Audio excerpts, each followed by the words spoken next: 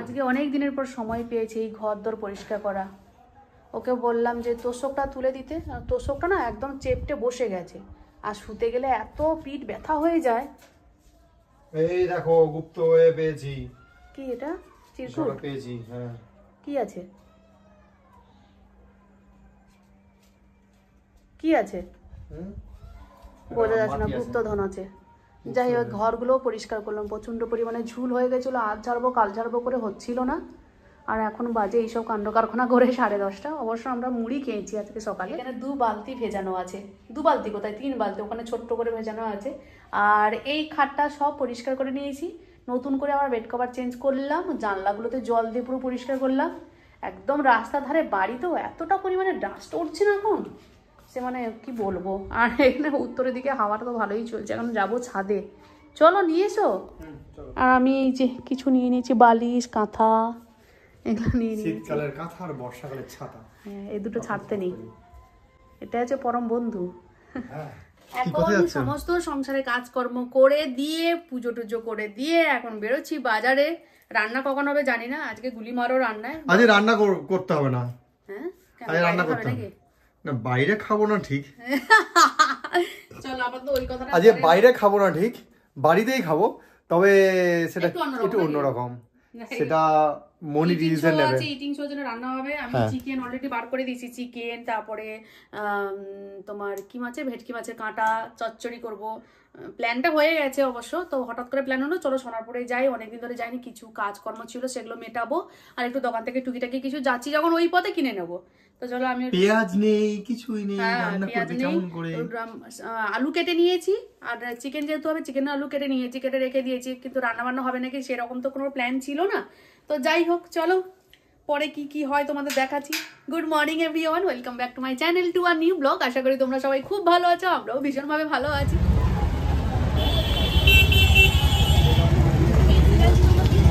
কাকে বলে? এই জাস্ট বাজার থেকে এলাম, এসে ড্রেসটা চেঞ্জ করলাম, করে সঙ্গে সঙ্গে রান্নাঘরে ঢুকে গেছি। রান্না তো করবো, তো ও বললো যে মনি আমাকে ডিমের পোচ আগে বানিয়ে দাও। ডিম আনতে গেছিলাম আজকে বাজারে। মনি এই দুটো নাও, এই দুটো নাও, দাও দাও আমার হাতে দাও। হ্যাঁ, ডিম আনতে গেছিলাম বাজারে। আমাদের যখন আসে ডিমের একটা পেটি করে নিয়ে চলে আসি, কুচকুচ করে আনার মতন কেউ নেই, সময়ও নেই, তাই পেটি নিয়ে নিই, বরাবরই পেটি নিয়ে নিই। ও মা, এখন দাম কি গো, 8 টাকা। তাও কি পেটি নিলে 8 টাকা করে পড়ছে? হ্যাঁ, লুজ নিলে আরো দাম বেশি। পালিয়ে এসেছি আমি, দরকার নেই এখন আর ডিম নেব। এখন ডিমের দাম কেন এত বেশি? বলছে এখন সেই কেক টেক বানাবে তো, তাই আমি এই বছর কি প্রথম কেক বানাচ্ছি নাকি সবাই? ঠিক, এটা কিন্তু ঠিকই বলে দিলেন। হ্যাঁ, আমি ওনাকে জিজ্ঞেস করলাম, আমার খারাপ লাগছিল বটে, কিন্তু আমি পুরো বলেও ফেলেছি। না, আমরাও তো অবাক যে কেন বা এই বছর এত ডিমের দাম বেশি।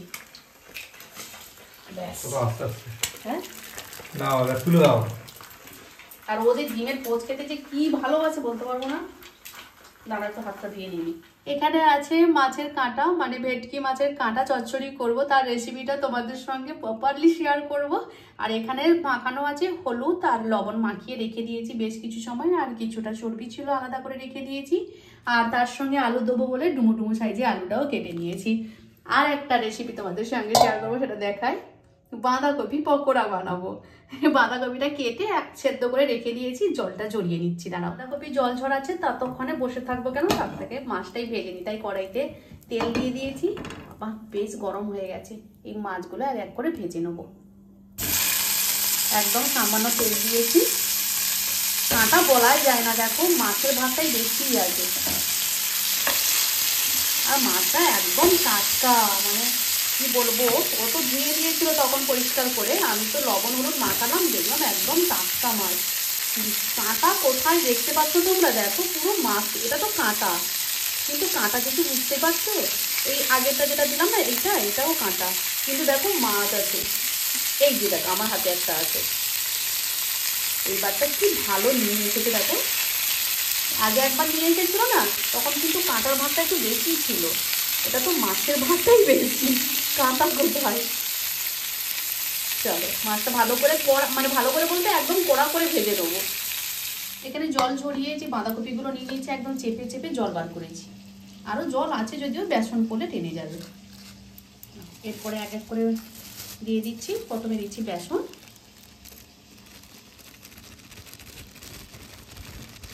এবার দেবো কুচিয়ে নিয়েছি পেঁয়াজ, একটা বড় সাইজের পেঁয়াজ কুচিয়ে নিয়েছি, ধনে পাতা কুচোনো, অল্প দিলাম মৌরি, জোয়ান নিয়েছি অল্প, একটা বাঁধাকপি তো একটু গ্যাসের সম্ভাবনা থাকে তাই নিয়ে নিলাম। অল্প দিলাম কালো জিরে, রেড চিলি পাউডার একটু কালারের জন্য, 1 চামচ হলুদের গুঁড়ো, সব শেষে দিয়ে দেবো স্বাদ অনুসারে লবণ। লবণটা তো দিতেই হবে, নাহলে সব মাটি হয়ে যাবে। এই দুটো লঙ্কা নিয়েছি, লঙ্কাটা তো কথা মাথা থেকে বেরিয়ে গেছিল।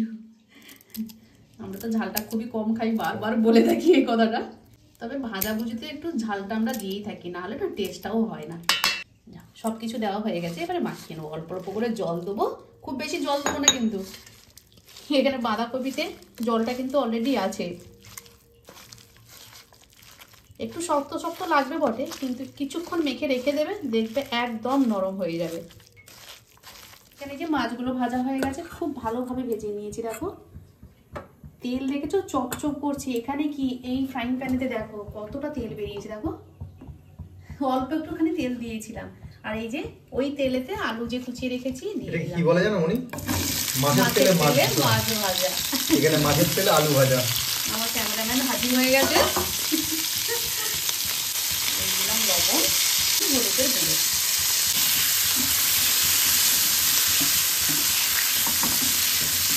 ভাজার জন্য তেলটা গরম করে নিয়েছি। আর এই যে দেখো একদম শক্ত শক্ত, দেখো একদম জল যেন ওই যে বাঁধাকপিতে যে জলটা ছিল না, ওই জলটা হয়ে গেছে, বড় হয়ে গেছে। আরো ছোট ছোট করে দেবো, ছোট ছোট করে দিলে দেখতেও ভালো লাগে আর খুব তাড়াতাড়ি হয়ে যায়। একদম অল্প তেলে ভেজে নেব। আর বড়া টড়া ভাজতে গেলে তো জানো লো আঁচে করতে হবে, বেশি গ্যাসের আঁচটা বাড়িয়ে দিলে তাহলে আর হবে না। তেল তো দেখো আছে, মাছের তেল অনেকটা আছে, আর দেবো না। এই মাছের এখনো চর্বি আছে, চর্বিটাই দিয়ে দিলাম। চর্বিটা গলুক, এর থেকে আরো তেল বেরোবে। তেলের টেস্ট আলাদা। হ্যাঁ, এই মাছের তেলের টেস্ট আলাদা। হ্যাঁ, চর্বির একটা অন্য টেস্ট। কতটা তেল বেরিয়েছে, এখনো চর্বিটা আরো গলবে, দেখো কতটা আছে এখনো। চলো এক একে এই যে জিরে ফোড়ন দিলাম, আর দেবো শুকনো লঙ্কা দুটো, একটুখানি ফাটিয়ে দিয়ে দিলাম। একটু গন্ধ বেরোলেই মশলা তুলে দেবো। আর এখানে পকোড়াগুলো ভাজা হয়ে গেছে অনেকটাই, এক পিঠ উল্টে দিয়েছি, তবে আরো হবে। একদম অল্প তেলে করেছি তো, একদম হালকা হালকা, মানে অনেকক্ষণ রয়ে রয়ে করছি। এখানে মশলাটা দিয়ে দেবো, বলে দিই কি কি মশলা আছে। আদা, রসুন, পেঁয়াজ, একটা ছোট্ট টমেটো আছে, লঙ্কা আছে, দিয়ে দিই।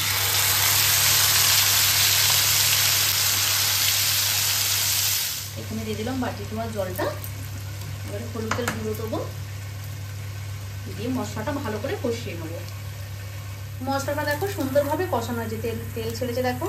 আর এই তরকারিটাতে না প্রচন্ড পরিমাণে তেল হবে সেটাও বুঝতে পারছি, এই জন্য তো আমি তেলটা দিইনি। দাঁড়াও, ভেজে রাখা আলুগুলো যেগুলো আছে না সেগুলো তুলে দিচ্ছি। এক সাইডে রেখেছিলাম, আলুগুলো ভেজে নিয়েছি, সবই তো ভাজা, বেশিক্ষণ আর কষাতে লাগবে না। তবে হ্যাঁ, এই তরকারিটা না কোনো জল দেবো না, কোনো জল ব্যবহার করবো না। মাছগুলো তো একসাথে দিয়ে দিতে পারতে না, ভেঙে যাবে, মাছগুলো খুব নরম, ভেটকি মাছ তো এত নরম। খুব হালকা করে ভেজেছি, মানে এর গায়ে যেন ওর গায়ে যেন না লেগে যায়, এত করে ভেজেছি। আর মাছ তো কাঁটা তো বটেই, মুখেই বলছি। দেখো মাছগুলোতে তখন তো দেখালাম তোমাদের কাছ থেকে, দেখো এটা হচ্ছে মাথা, আর এই বাকিগুলো দেখো সব মাছ। কি ভালো আজকে নিয়ে এসেছো জানো তো, ওই কাপড়টা খুব বললো ভালো নিয়ে এসেছো। এগুলো তো একদমই হয়ে গেছে, দেখো বুঝেছো। চলো এবারে মাছগুলো তুলে নিই। মাছ বলছি, দেখো এই বাটিটাতে দেখো কত তেল, দেখো কি বাপ রে। আর নাড়ানো যাবে না, এরকম করে মশলার সঙ্গে ভালো করে মাখিয়ে নেবো। একদম চাপা দিয়ে দিয়ে রান্না করবো।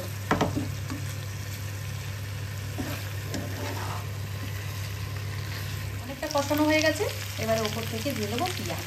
কুচিয়ে রেখেছিলাম যে পেঁয়াজ, একটা বড় সাইজের পেঁয়াজ কুচিয়ে রেখেছিলাম।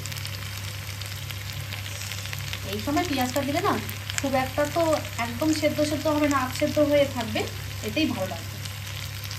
আর দিয়ে দিলাম ধনে পাতা। কাঁচা লঙ্কা দিলে খুব ভালো হতো, কিন্তু আমরা ঝাল যেহেতু কম খাই তাই কাঁচা লঙ্কাটা দিলাম না। তোমাদের বলেছিলাম না পেঁয়াজগুলো একদম বেশি ভাজা ভাজা করবো না, দেখতেই পাচ্ছ পেঁয়াজগুলো দিচ্ছে। এই পেঁয়াজগুলো যখন মুখে পড়বে না কি ভালো লাগবে জানো তো। একটা দুটো কাঁচা লঙ্কা দিয়ে দাও। হ্যাঁ দেবো।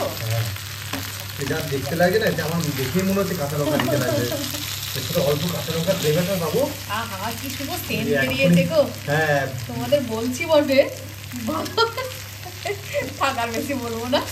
যাই হোক, এখন হচ্ছে ঘি আর গরম মশলা উপর থেকে ছড়িয়ে দিয়ে নামিয়ে নেবো। এখন লাঞ্চ করতে বসলাম, একটু দেরি হয়ে গেল, অফিসের কাজে বেরিয়েছিল তাই জাস্ট ঢুকলাম। হ্যাঁ আমি তাই একটু ওয়েট করছিলাম আসুক, দুজন একসঙ্গেই খাবো। একা একা খেতে গল্প করতে তোমাদের সঙ্গে ভালো লাগে না, কিন্তু দুজন থাকলে ভালো লাগে খেতে। মানে মনে হয় যে অল্প কিছু খেলেও মনে হয় যেন পেট ভরেছে, যে হ্যাঁ একজনের সঙ্গে বসে খাচ্ছি। ওরকম কোনো ব্যাপার না, বলে ডেলি এরকম করে বসবে। ও ডেলি অফিসের কাছ থেকে দেরি করেই আছে, তোমাদের টাইমটা কোনো সময় বলি আবার কোনো সময় বলি না। চলো সাইজের বেগুন, হ্যাঁ খিদেও পেয়েছে। আর এখানে আছে না এই চুনো মাছ নিয়ে এসেছিলাম, তার পিঠ দিয়ে একটা তরকারি বানিয়েছি। এটা আমার হেভি লাগে। ওই ঝিরিঝিরি করে পেঁয়াজকে বেটে, ওই পেঁয়াজকে কেটে রসুন কুচি দিয়ে করেছি। আর একটা বেগুন ভেজেছি, বেগুন ও আসতেই বেগুনটা ভাজলাম, বললো যে বেগুন নিয়ে এসেছো। আর এখানে আছে কাটা চচ্চড়ি, আর এখানে আছে চচ্চড়ি, আর এখানে চিকেন কষা। আর আমি তো একটু পেঁয়াজ খাই তাই পেঁয়াজটা নিয়েছি। চলো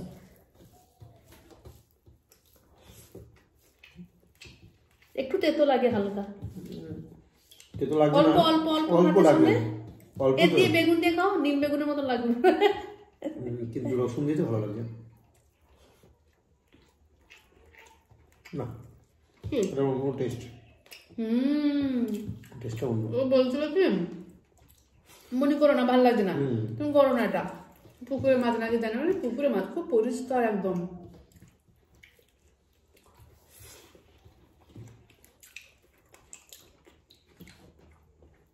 হালকা হালকা তেতো লাগছে। হ্যাঁ এই সব শেষে খাবার শেষে মনে হচ্ছে না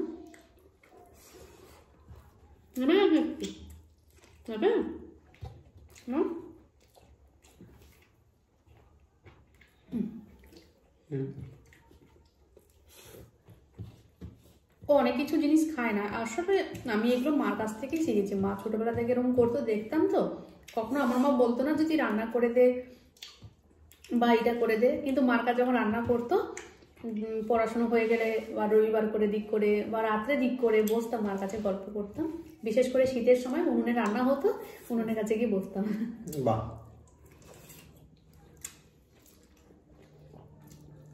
মাছ দেবো? হ্যাঁ আলু আছে। কাঁটা চচ্চড়িটা ইটিং সজ্জনে রেখেছি, বেশ আলু দিলে বেশ খেতে ভালো লাগে। হ্যাঁ সঙ্গে কাঁচা লঙ্কা, কাঁচা লঙ্কা।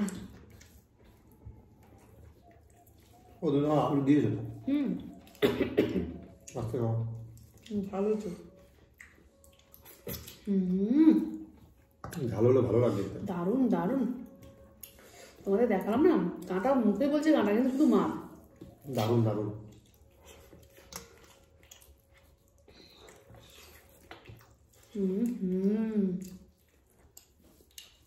চর্বি দেখো,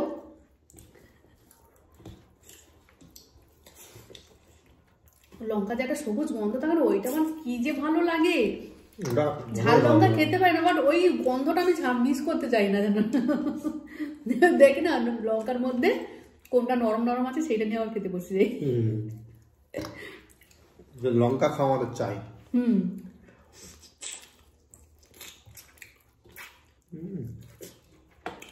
তেল বেরোচ্ছে শুধু।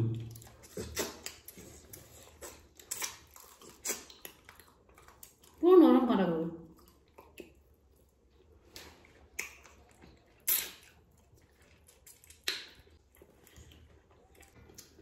দারুণ খেতে লাগে।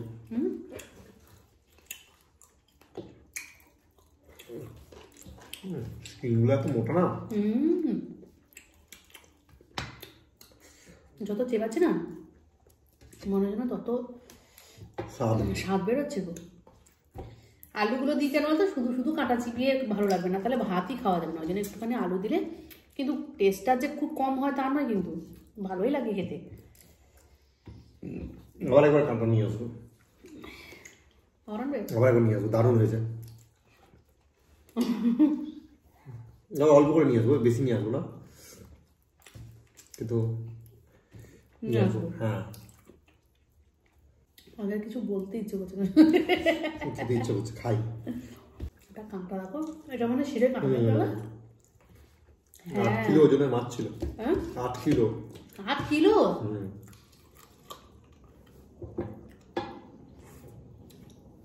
জল বেরোচ্ছে কেন? ভেতরে মজা। চেবানো যাবে না?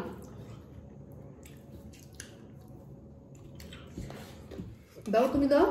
আমি দিচ্ছি। প্রত্যেকবার তো আমি পরিবেশন করি। তুমি না দিলে আমার ভালো লাগে না। দাও দাও, আমাকে দাও। চিকেন বাটা চলছে। ও তোমরা শুধু আলু দিয়েছিলাম না? কি অবস্থা! আমাকে শুধু আলু দিয়ে দিয়েছে, তুমি আমাকে দাও। ভাই আমি একটু এখানে পেঁয়াজ দিই তোমার কাছে।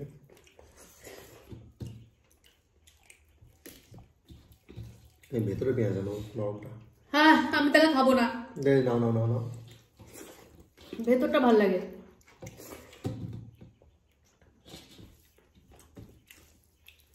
বলো কিছু, কিছুটা বলবো মনে হচ্ছে।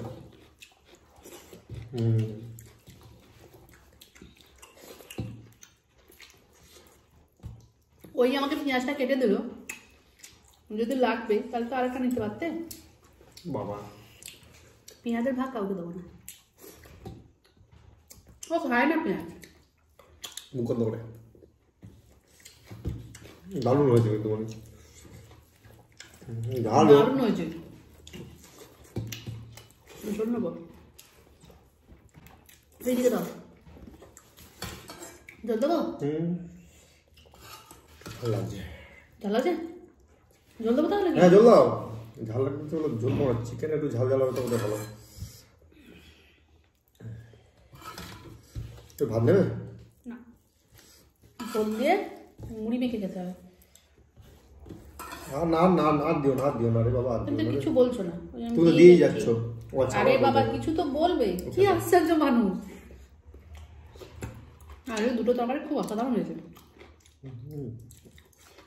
দুটো না তিনটেই ভালো হয়েছে। আমাদের এখানে বইমেলা শুরু হয়ে গেছে, নিয়ে যাবে না? সোনারপুরে বইমেলা শুরু হয়েছে, বাজারে গেছিলাম, দেখলাম বইমেলা শুরু হয়ে গেছে। চলো আজকে তাহলে নিয়ে যাবো। চলো যাবে? চলো আজকে আমরা যাবো সোনারপুরে বইমেলায়। তাই বক বক খুশি তাই। সবসময় তো আমার রান্নাঘরে সময়টা কেটে যায় বেশিরভাগ। খরচা তোমার। বাবা হবে না, যা বলবো যে তোমার খরচা না। তুমি কেন বলছো তোমাকে অপমান করা হয়? আমি চাই আমাকে অপমান করা হোক না, আমার কেন খারাপ লাগে, আমি করতে কখনোই পারি না। এক সাইকেল কিনেছে, সাইকেলে খুব যদি বেশি হয় ওই যে কদিন শিখেছিল ব্যাস, তারপরে সাইকেলে হাত দেওয়া যাবে না। কি করবো, আমার নসিবে নেই। সেরকম টাকাগুলোকে ইচ্ছে করে পাটা আমার ভাঙিয়ে দিল।